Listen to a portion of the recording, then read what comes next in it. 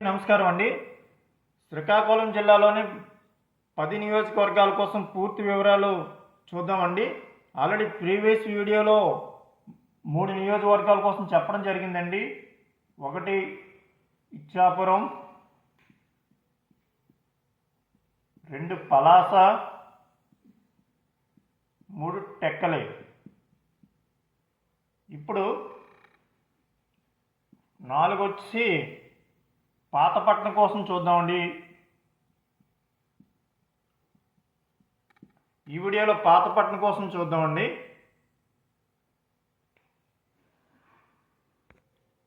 పాతపట్నం నియోజకవర్గం అండి. 2024లో పాతపట్నం నుంచి అయితే మామిడి గోవిందరావు గారు ఉన్నారండి టీడీపీ నుంచి పోటీలో. మామిడి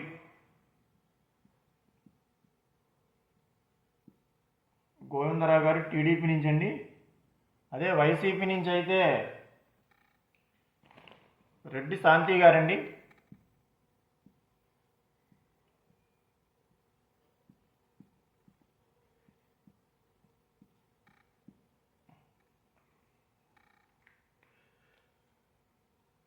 ఇదే నియోజకవర్గంలో అయితే 2014లో అయితే వైఎస్ఆర్సీపీ గెలిచిందండి పాతపట్నం. వైసీపీ గెలిచింది ఎవరే కాదండి, కల్మటి వెంకటరామమూర్తి గారండి.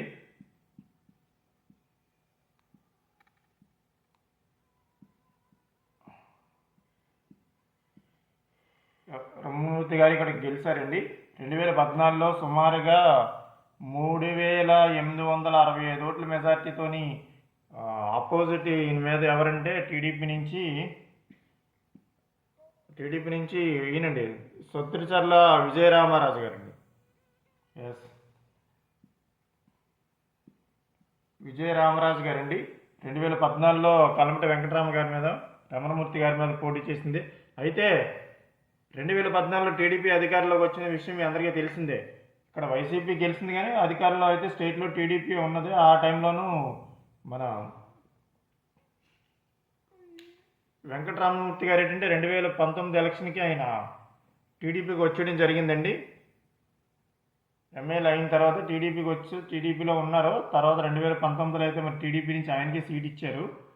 కల్మటి వెంకటరామమూర్తి గారే పోటీ చేశారు 2019లో.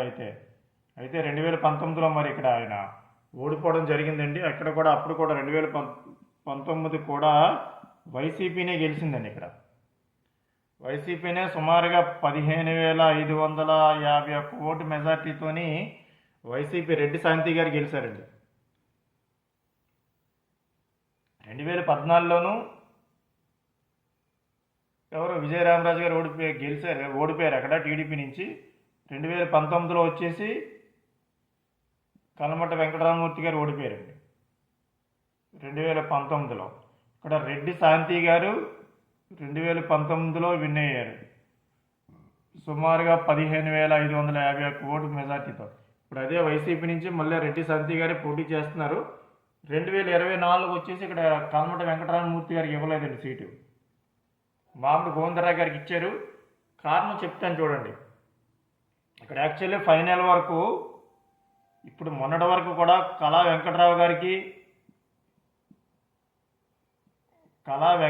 గారికి నెక్స్ట్ కల్మటి వెంకటరామమూర్తి గారు ఇద్దరికి టికెట్ లేదని చెప్పి లాస్ట్ మినిట్ వరకు లాస్ట్లో కళా వెంకటరావు గారికి విజయనగరంలోని బొత్స సత్యనారాయణ గారి మీద పోటీకి చీపురుపల్లి నుంచి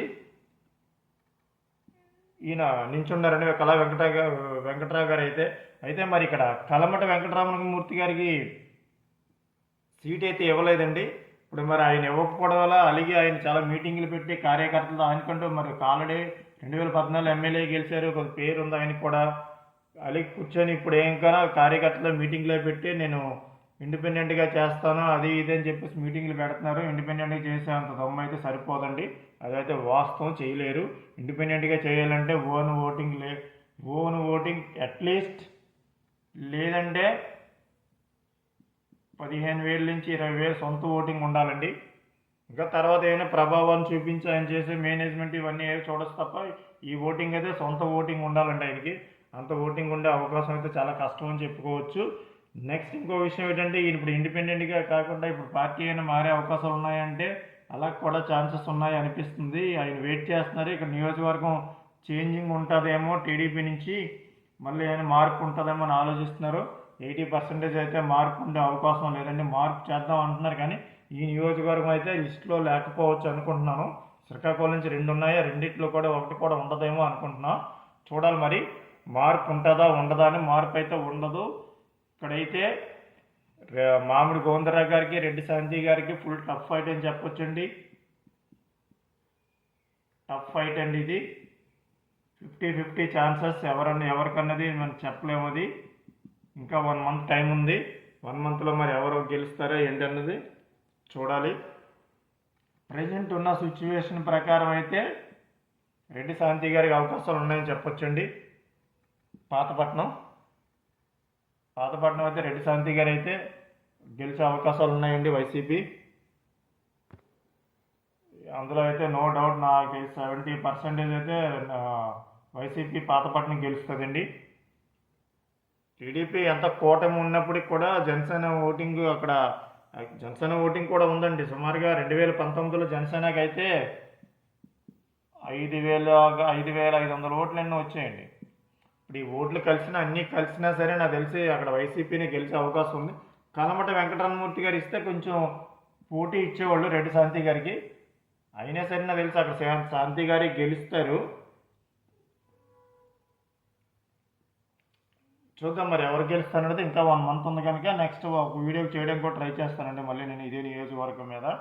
నెక్స్ట్ నియోజకవర్గం చూద్దామండి. నెక్స్ట్ అండి 5వ నియోజకవర్గం శ్రీకాకుళం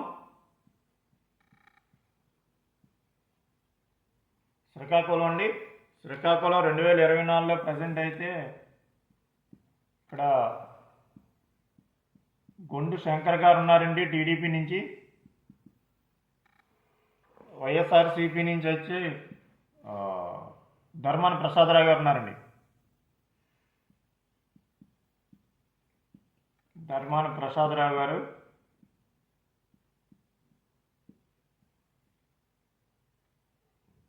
అయితే ఇక్కడ ఫుల్ టఫ్ ఫైట్ అని చెప్పుకోవచ్చండి.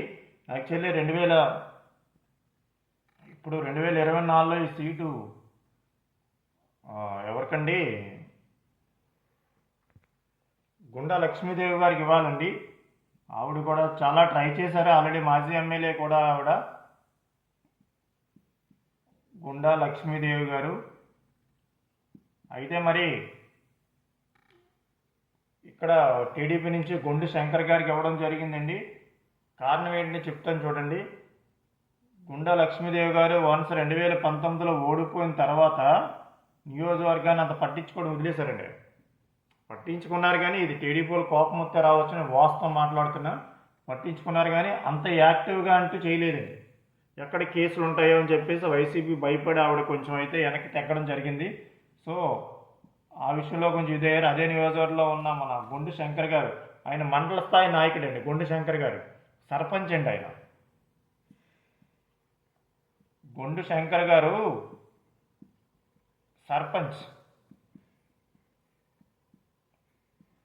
స్థాయి నుంచి మండల పార్టీ అధ్యక్షుడు అలా వచ్చి తర్వాత శ్రీకాకుళం జిల్లా సర్పంచుల అధ్యక్షులుగా ఉన్నారు ప్రజెంట్. అయితే ఆయన కేసులు అయినా సరే పర్వాలేదని చెప్పేసి భయపడకుండా వైసీపీకి వ్యతిరేకంగా పోరాడిన వ్యక్తి అండి గొండు శంకర్ గారు. నిజం చెప్పుకోవాలంటే వాస్తవంగా. సో అవన్నీ గుర్తించారు. ఎందుకో స్థానిక ఎలక్షన్లోనే 2019 తర్వాత స్థానిక ఎలక్షన్లు అయినప్పుడు వైఎస్ఆర్సీపీ నుంచి మీ అందరికీ తెలిసిందే ఎవరిని నామినేషన్లు కూడా వేయనివ్వలేదు టీడీపీ వాళ్ళు. అలాంటప్పుడు కూడా గొండు శంకర్ గారు ఏం చేశారు తెలుసా, ఆయన సర్పంచ్కి నించున్నారు, వాళ్ళ అమ్మగారిని సర్పంచ్ ఎంపీటీసీగా చేయించారు, వాళ్ళ ఆవిడ గొండు శంకర్ గారి మిస్సెస్ని జడ్పీటీసీగా చేయించారండి. ముగ్గురు కూడా పోటీలో నించున్నారు. అయితే వాళ్ళ సర్పంచ్గా ఆయన గెలిచారు, వాళ్ళ అమ్మగారు కూడా గెలిచారండి. ఇక్కడ జడ్పీటీసీ కూడా గెలవలసింది, కొన్ని కారణాల వల్ల అది ఓడిపోవడం జరిగింది. యాక్చువల్లీ అది కూడా ఓడిపోయే అవకాశం లేదు. అక్కడ రెండు దిక్కుల నామినేషన్ కూడా వేయనివ్వలేదండి టీడీపీ వాళ్ళు. 2 ఎంపీటీసీలు అయితే నామినేషన్ కూడా వేయలేదండి అక్కడ. సో ఆ కారణాల వల్ల జడ్పీటీసీ పోవడం జరిగింది. ఆ జడ్పీటీసీ ఎవరంటే అండి, అక్కడ ప్రియా విజయ్ కుమార్ ఇచ్చాపురం ప్రజెంట్ పోటీ చేస్తున్నారు కదా వైఎస్ఆర్సీపీ నుంచి, ఆవిడ ఉన్నారు జడ్పీటీసీ చైర్పర్సన్గా ప్రజెంట్. అయితే అదండి గుండి శంకర్ గారి యొక్క ఇది వైఎస్ఆర్సీపీ మీద అంతలా పోరాడి ఆయనకంటే ఒక ఇది వర్గం ఏర్పాటు చేసుకున్నారు. ప్లస్ ఈయనకి గుండి శంకర్ గారికి అచ్చెన్నాయుడు గారు ఫుల్ అండ ఉంది. ప్లస్ కోన రవికుమార్ గారు కూడా ఫుల్ అండ ఉందండి, ఫుల్ సపోర్ట్ ఉంది ఆయనకి, గుండి శంకర్ గారికి. కానీ ఇక్కడ వైఎస్ఆర్సీపీ నుంచి ఆసామాసి క్యాండిడేట్ కాదండి, ధర్మాన ప్రసాదరావు గారండి. ధర్మాన ప్రసాదరావు గారు ఆల్రెడీ మీకు తెలుసు, ఎన్నోసార్లు మినిస్టర్గా ఎమ్మెల్యేగా చేశారు. సుమారుగా 6 సార్లు 5 సార్లు ఎమ్మెల్యేగా గెలిచారండి ఆయన. ధర్మాన ప్రసాదరావు గారు సుమారుగా కాంగ్రెస్ 1985 నుంచి కూడా ఆయన రాజకీయాల్లో ఉన్నారండి. సుమారుగా నాకు తెలిసి ఇప్పుడు ఇది 6వ ఎలక్షన్ అనుకుంటా. ఇది 6వ ఎలక్షన్ ఆయనకి. 5 సార్లు గెలిచారు లైన్గా. 6వ ఎలక్షన్ ఇది 2024 వస్తే ధర్మాన ప్రసాదరావు గారికి. సో సార్ చాలా సీనియర్ నాయకులు. లాస్ట్ టైం వైఎస్ఆర్సీపీలో మినిస్టర్గా కూడా పనిచేశారు, స్టాంప్స్ అండ్ డ్యూటీ మినిస్టర్గా కూడా పనిచేశారండి, మీ అందరికీ తెలుసు అనుకుంటాను. ఈయన 2014లో ఓడిపోయారండి. టీడీపీ గెలిచింది 2014లో. అయితే శ్రీకాకుళం 2014లో అండి గుండా లక్ష్మీదేవి గారు గెలిచారు. 2014లోనే గుండా లక్ష్మీదేవి గారు గెలిచారు.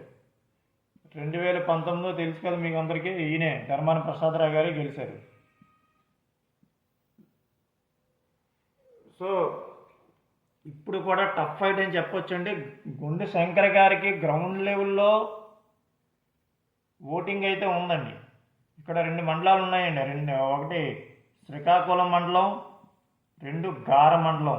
గార మండలంలో మంచి పట్టు ఉంది గుండె శంకర్ గారికి. శ్రీకాకుళం సిటీ అయితే మాత్రం ధర్మాన ప్రసాదరావు గారికి పట్టు ఉందని చెప్పొచ్చు. అయితే మొన్న వైఎస్ఆర్సీపీ అధికారంలో వచ్చిన తర్వాత ప్రసాదరావు గారి మీద చాలా నెగిటివ్ ఉందండి, భూ కబ్జాలు చేశారు, ఇవన్నీ ఉన్నాయండి. సో వాటన్నిటి వల్ల మరి శంకర్ గారు ఎంతవరకు తట్టుకుంటారో ఫైనాన్షియల్గా అన్నిటిగా చూడాలి. నాకు తెలిసి అయితే ఫుల్ టఫ్ ఫైట్ అండి ఇది. టీడీపీ నాకు తెలిసి 40%, టీడీపీ 40, 60 వైసీపీ అని చెప్పుకోవచ్చు అండి ఇక్కడ. ఎందుకంటే గుండా లక్ష్మీదేవి గారి ఫ్యామిలీ వర్క్ చేయదండి. శంకర్ గారికి అయితే ఫుల్ యాంటీగా ఉన్నారు, ఆవిడ ఇండిపెండెంట్గా పోటీ చేస్తానని చెప్పింది. టికెట్ అనౌన్స్ చేసిన వెంటనే టీడీపీ ఫ్లెక్సీలు కూడా చింపడం కూడా జరిగిందండి లక్ష్మీదేవి గారు, గుండా లక్ష్మీదేవి గారు. సో ఈవిడ మరి ఎంతవరకు పనిచేస్తారో చూడాలి. ఈవిడ నాకు తెలిసి పనిచేసే అవకాశం లేదు. ఏదో చంద్రబాబు నాయుడు గారి మాట విని చేస్తే చెయ్యాలి తప్ప చేసే అవకాశం అయితే లేదు. ఇక్కడైతే గుండు శంకర్ గారికి టఫ్ ఫైట్ అని చెప్పొచ్చు. ఇంకో విషయం అండి, లేటెస్ట్గా 2-3 రోజుల నుంచి నడుస్తున్న టాక్ ఏంటంటే శ్రీకాకుళం ప్లస్ పాతపట్నం 2 మారుస్తారు క్యాండిడేట్లు అని చెప్పేసి అంటున్నారు. మార్పులు ఉంటాయి అంటున్నారు. మార్పులు అయితే ఉండే అవకాశం లేదండి. శ్రీకాకుళం ఒకటి, పాతపట్నం ఒకటిని, పాతపట్నం ఈ 2 అంటున్నారు. 2 అయితే మార్పులు ప్రజెంట్ ఉన్న లిస్టులో 4 అయితే మారుద్దామని ఆలోచనలో ఉన్నారు. కానీ శ్రీకాకుళం జిల్లా నుంచి అయితే 2 అయితే లేవండి టీడీపీ నుంచి. మరి మారకపోతే మాత్రం గుండు శంకర్ గారే పోటీ చేస్తారు. మారడం అయితే ఉండదు, గుండు శంకర్ గారే పోటీ చేస్తారు. అక్కడ శంకర్ గారే పోటీ చేస్తారు. ఫుల్ టఫ్ ఫైట్ కూడా ఇస్తారు, అందులో నో డౌట్. ధర్మాన ప్రసాదరావు గారు ఓడిపోయిన ఆశ్చర్యపోయిన అవసరం లేదండి. ఇంకా 1 మంత్ ఉంది. 1 మంత్లో ఏమన్నా జరగవచ్చు, చూద్దాం. నెక్స్ట్ వీడియోలో ఇంకొకసారి మంత్ ఎండింగ్లో శ్రీకాకుళం జిల్లాలో ఉన్న అన్ని నియోజకవర్గాల మళ్ళీ ఒకసారి రివ్యూ చేసి వీడియో చేయడం జరుగుతుందండి. ప్రజెంట్ ఉన్న మనకున్న ఇన్ఫర్మేషన్ అయితే ఇదండి. నెక్స్ట్ వీడియో చూద్దాం. నెక్స్ట్ నియోజకవర్గం ఏంటనేది చూద్దామండి. నెక్స్ట్ నియోజకవర్గం అండి హెచ్ఆర్ల కోసం చూద్దామండి.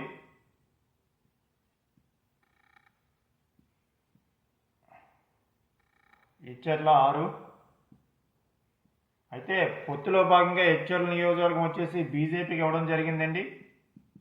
బీజేపీ పోటీ చేస్తుంది కానీ టీడీపీ కానీ జనసేన చేయట్లేదు. వైఎస్ఆర్సీపీ నుంచి ఎవరున్నారు, గొర్రె కిరణ్ కుమార్ గారు ఉన్నారండి పోటీలోను. గొర్రె కిరణ్ కుమార్,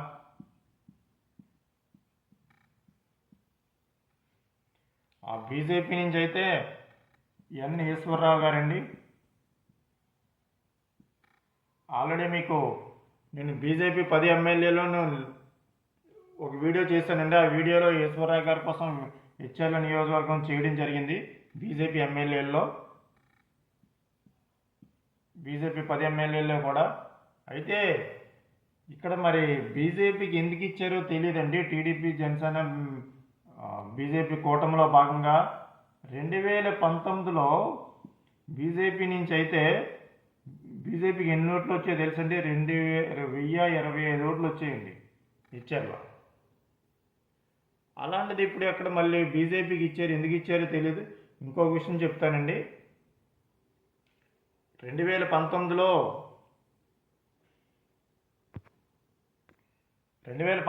వైసీపీ విన్ అయిందండి. ఇక్కడ ఈయనండి గొర్రె కిరణ్ కుమార్ గారు సుమారుగా 18,000 ఓట్ల మెజార్టీతో గెలిచారండి.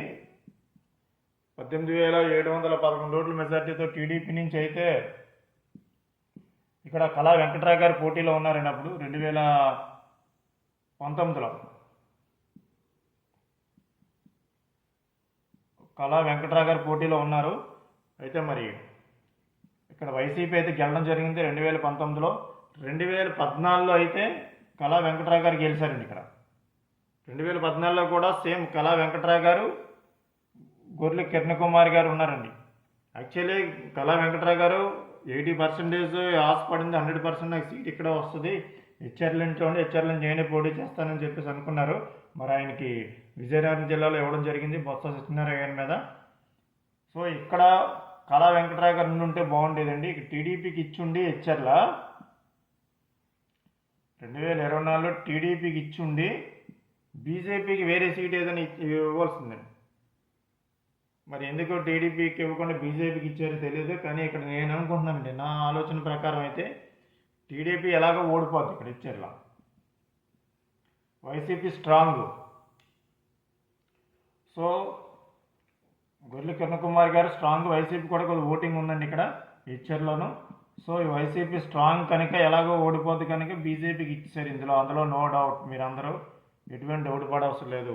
ఇక్కడైతే హెచ్ఆర్లో అయితే వైఎస్ఆర్సీపీ గెలుస్తుంది, బీజేపీ గెలదు. కళా వెంకట్రావు గారికి ఇస్తే గట్టి పోటీ ఉండేదండి. పాతపట్నం ఎలాగా, అక్కడ పాతపట్నం ఏం చేశారు, కలమటి వెంకటరామకి తెరిచుంటే పోటీ ఉండేది. కానీ అక్కడ మరి పాతపట్నం మీ అందరికీ తెలుసు కదా, మామిడి గోవిందరావు గారికి ఇచ్చారు అక్కడ రెడ్డి శాంతి గారి మీద. అలాగే ఇది కూడా మరి చేంజ్ చేశారు. పొత్తులో భాగంగా బీజేపీకి ఇవ్వాల్సి వచ్చింది. బీజేపీ వాళ్ళు ఈశ్వరరావు అని ఆయన పెట్టారు. అంత పోటీ అయితే ఉండదు. వైఎస్ఆర్సీపీ గెలిచే అవకాశాలు పుష్కలంగా ఉన్నాయని చెప్పుకోవచ్చు. వైఎస్ఆర్సీపీ అయితే గెలుస్తుందండి ఈ నియోజకవర్గం అయితే. నెక్స్ట్ నియోజకవర్గం చూద్దామండి, పాలకొండ చూద్దాం. నెక్స్ట్ పాలకొండ అండి, పాలకొండ చూద్దాం. పాలకొండ నియోజకవర్గం ఇప్పుడు పాలకొండ వచ్చేసి ఇక్కడ పోటీలో ఉండే వాళ్ళు ఎవరెవరు అంటే అండి, ఇది యాక్చువల్లీ పొత్తులో భాగంగా జనసేనకి ఇవ్వడం జరిగిందండి. నిమ్మక జయకృష్ణ గారు ఉన్నారండి పోటీలో ఇక్కడ జనసేన నుంచి. అదే వైసీపీ నుంచి అయితే విశ్వసరాయి కళావతి గారండి.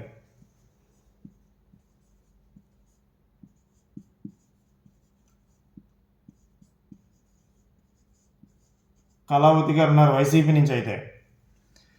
అయితే అండి పొత్తులో భాగంగా జనసేనకి ఇచ్చారు కానండి, ఇక్కడ జనసేనకి అయితే ఓటింగ్ అంటే లేదండి. 2019లో చూసుకుంటే జనసేనకి ఎన్ని ఓట్లు వచ్చాయంటే చాలా తక్కువ వచ్చాయండి.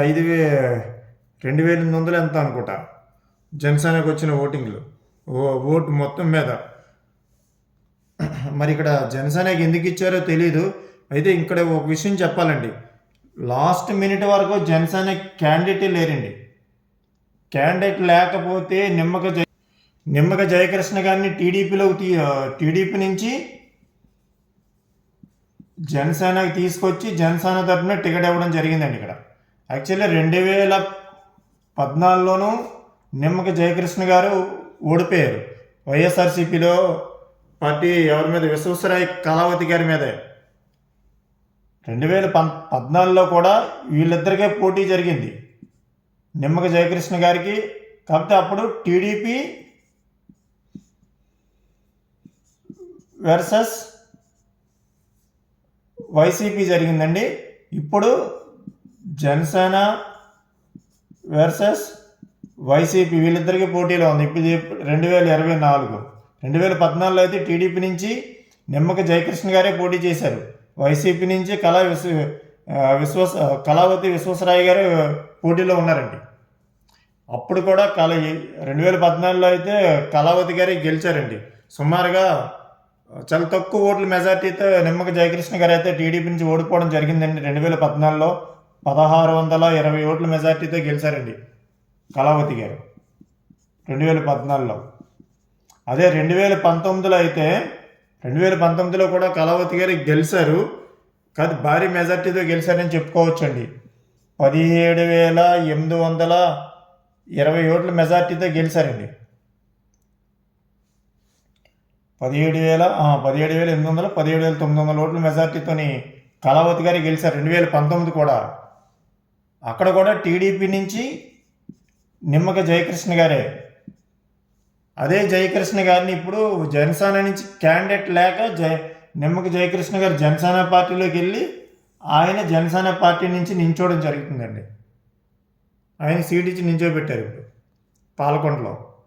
అయినా సరే జనసేనకి అంత ఓటింగ్ టీడీపీకి ఇచ్చుంటే ఏదో కొంచెం పోటీ ఇచ్చేవాళ్ళే, కానీ ఆయన్ని టీడీపీలో నించున్నా సరే కష్టం అండి అది.